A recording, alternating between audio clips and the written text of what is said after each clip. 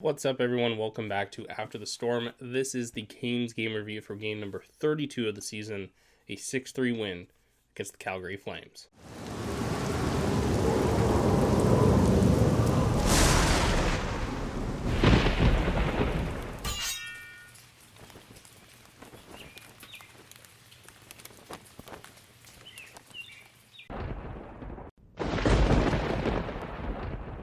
And introing this game, Frederik Andersen back in the net for Carolina, coming off the Columbus victory, which he didn't start, and Tiranta did, came in relief. This game kind of mirrored that in a few ways as well, but honestly, this was kind of the reverse of the first period. Carolina got outplayed a bit, definitely in the first period, but they turned it around in the second, made a ton of difference. At the other end, Dan Vladar getting to start the backup for Calgary. And the last time these two teams met, Carolina won this crazy matchup where they pulled pucks off the goal line. Shea had a crazy defensive play. Teravainen pulled one off the goal line. Aho kind of scores that goal where he doesn't even shoot the puck in overtime. So coming into the first period here, I thought Andersen was the only player who really showed up in this first period. A lot of really bad giveaways, a lot of, passing the puck to nowhere or just being behind the play. It just seemed like these guys were pretty rusty coming into the game. And in the middle portion of the period, Stahl, just a weird play. Kotkaniemi's pretty close to him, so I thought maybe that KK had interfered with him in some way or just maybe blocked his view or something, but I think this is just a bad turnover. Stahl backhands it to his defender, but he just doesn't put any effort onto it, and he's really struggling right now, and it's very, very evident he has very little confidence. But he gives the puck right to Blake Coleman. Coleman just gets Andersen kind of sleeping because I don't think Andersen expected the puck to be turned over in such like this. And Coleman just snipes this. It's a beautiful shot, and it's 1-0 Calgary. And right after the first goal there, Coleman takes a penalty, sending Carolina to their first power play of the game. But the story remained the same on this one. He just had a brutal turnover that Backlund came in, and Freddie had to make a nice save on to keep this game from really getting away from the team. And Calgary would kill it off, and Carolina really was lost the entire power play. It just didn't look like there was anything being generated. Teravainen would take a hooking penalty. I didn't think this one was too bad. It kind of was on a scoring chance. But Calgary gets their first power play of the game. Carolina would kill it off, and Carolina's killed off a ton of penalties as of late, and they continue to do so. They've been fantastic. I think they're up at 25 consecutive at the end of this game. Towards the end of the first period, a point shot from Brett Pesce, I believe, gets tipped by Jesper Foss, playing his 500th career NHL game. Tipped nicely, hits the post, goes right into the net past Dan Vladar. We're tied up 1-1. And that's how the first period would end. The shots were incredibly lopsided at the end of this period. I think Calgary got over 20 on goal for Freddie, so he's on pace to stop 60 or face at least 60 in this game. Obviously didn't turn out that way, as Carolina really did swing the momentum into the next period here. Not a great start. Thankfully tied out of the first period, but there's a lot of work to do to get this game in control for Carolina. And as we enter into the second period, the first half of it was pretty quiet. Not a lot going on, just some back and forth play, a lot of neutral zone play. And then at the 12:20 mark, honestly, it's 7.5 minutes into this period, was the first time we really got anything, and it started this downhill sequence of goals. Derek Stepan, Steven Lawrence, drives the front of the net and actually kind of leaves the puck there, and Stepan just kind of turns and fires, gets it through Vladar. I think that's his 4th or 5th of the season. He's been an excellent addition in that bottom 6. This is in a game like this is the players you need to be contributing. And Stepan does right here a great play, gets the shot off, beats Vladar.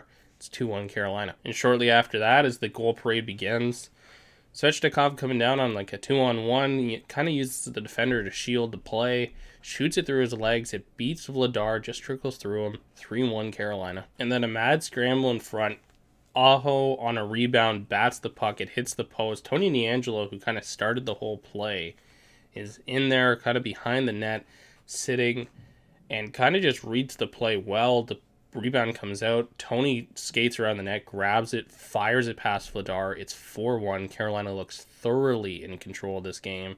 Tony's been even like he came off COVID protocol and he just got points. Like this guy has not stopped his production for this team. And it's kind of crazy how good offensively this guy has been and how defensively surprisingly adequate.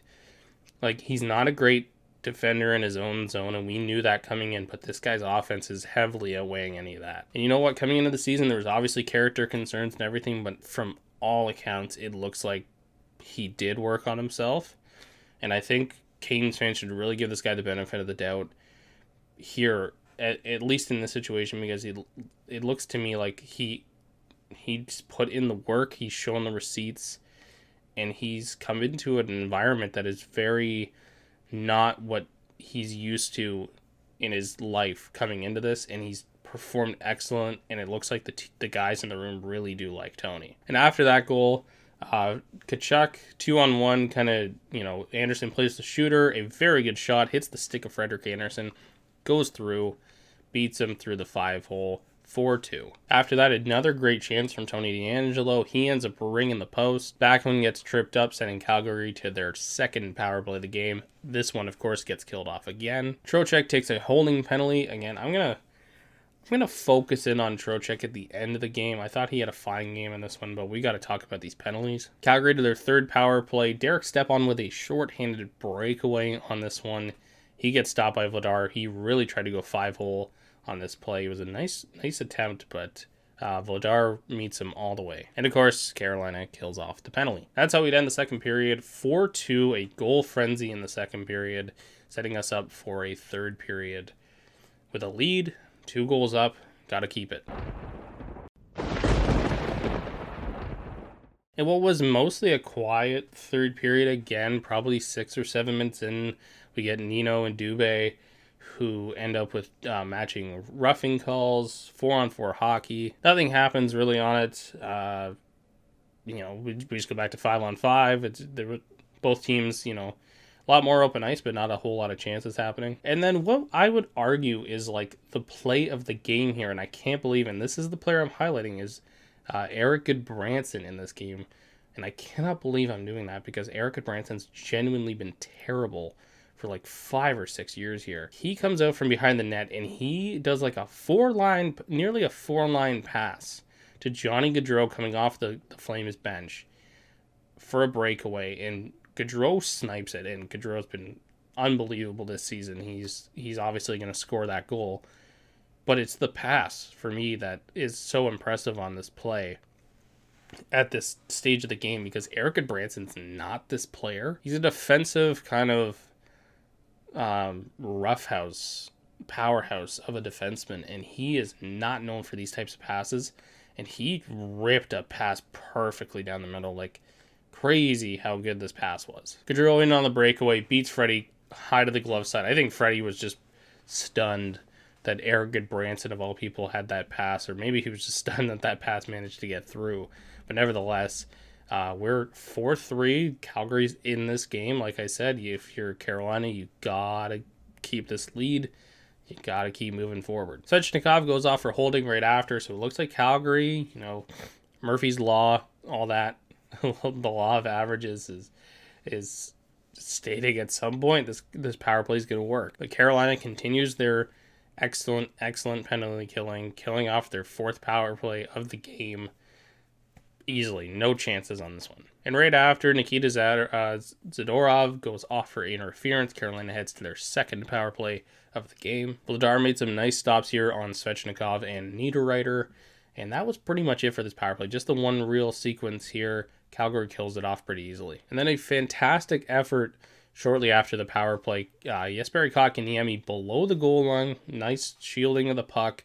Manages to get it all the way back to the point. And Brady Shea, just like he did in the Columbus game twice, he walks in from the point and just rips a shot past Dan Vladar. 5-3 Carolina. Shea has 3 goals in the last 2 games. He's looking very good, settling in nicely this season. playing a lot more minutes, and now he's showing a bit of an offensive touch. As this came pretty late into the game, Calgary with a play, and I think everybody really jumped on like, oh, that's a stupid challenge, but hear me out for a minute. There's actually two things here that, factor into this challenge, and I actually just initially looked at it as the game is over if this Shea goal counts. And they're going to talk about the Lawrence goaltender interference. There really wasn't any. I don't know. He touched his pad, but it didn't stop anything. So definitely not goaltender interference. But the method here was twofold. First, the game's over if the goal counts anyways. So if you're Calgary, why not just challenge it? And the other one was on that play where Shea scores, there's a delayed penalty. So if the goal doesn't count, Calgary's still going to the penalty kill regardless. But if it counts, I don't know. This one's kind of weird, but nevertheless, they were going to be shorthanded regardless, sort of, in the situation. But if you're going to play the challenge here, and I thought Sutter played it pretty well, challenge the play, see if you can get this goal called back, because who really knows what goaltender interference is? And if you can get it called back, great. You're now back in the game. You're just down one. You don't have a penalty against you. It's a really smart way of going about it. Obviously, it didn't work, but you have to kind of credit Sutter for trying. But it's a good goal. Shea's goal stands. It is 5-3. So Carolina heads to their third power play as Calgary gets a delay of game for the challenge on the penalty. And right off this draw, the puck is just skittering to the corner. Svechnikov turns, fires a slap shot perfectly under the bar, past Dan Vladar. It is 6-3 Carolina. And right as the end of the game was coming, Ethan Bear took I believe it was a Branson slap shot off of the foot. He was really struggling in the final few seconds. He was struggling to get to the bench. But that is how this one would end. 6-3, Carolina wins, continuing their run as the top team in hockey right now and getting themselves back to the top of the Metro Division. Obviously, we hope that Ethan Bear is okay and that was just a stinger, and hopefully he's not out or didn't break his foot or anything of that, of course. But let's go ahead and get into some player analysis. So starting off with the good, Frederik Andersen. Let's kick it off with Freddie. The first goal he allows is a brutal giveaway by his captain. The second goal he allowed was probably one he wants back, but honestly a very good shot by Matthew Tkachuk. It hits his stick, it goes through his 5-hole. I'm not going to blame Freddie for that one. The third one is a breakaway to Johnny Gaudreau. I can't blame him for any goal in this game. And in a first period where Carolina got dominated and needed somebody to really keep them in the game, Freddie did that. Jesper Fast, his 500th game. I thought he had an excellent one in this, not just because he scored a goal on the tip-in, the first goal of the game for Carolina, mostly due to the fact that he was all over the place, making great plays. From the shorthanded side of things to just forechecking, he was excellent in this one. Svechnikov, I thought, was great in this one too. 2 goals all over the place. Creative, a lot of confidence with his game right now, and it's really showing in what he's been able to accomplish as of late. Wasn't scoring there for a little bit, but he's clearly off the schneid now. And he's been excellent. Some average players, Trocheck. Let's get into his his penalty stuff. He does this holding play, and it's a penalty, and it's an infraction, and it's called everywhere, and every single time he acts like it's a crazy thing that it's called. Man, you gotta stop.